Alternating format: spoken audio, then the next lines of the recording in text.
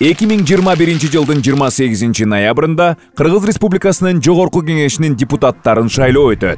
Мен башка өлкөдө болсом же жашасам, кантип добуш берем? Биринчи кезекте тизме мамлекеттик порталындагы шайлоочулардын тизмесинен өзүңүздү текшеришиңиз керек.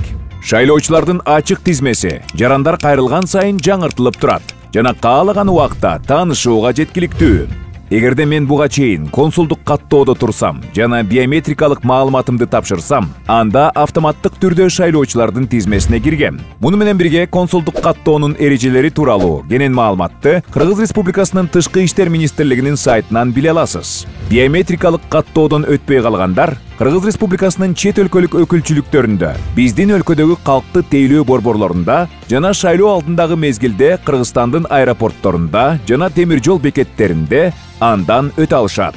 Көрсө 5 жылдын ичинде чет өлкөдө добуш берген кыргызстандыктардын саны 4 эсеге көбөйгөн экен.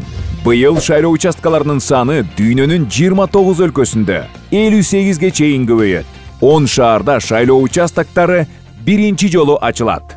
Булар Россиядагы Казань, Краснодар, Самара, Томск жана Хабаровск шаарлары, Америкадагы Нью-Йорк жана Чикаго, Түркиядагы Анталия, Италиядагы Кальяри жана Венгриядагы Будапешт шаары.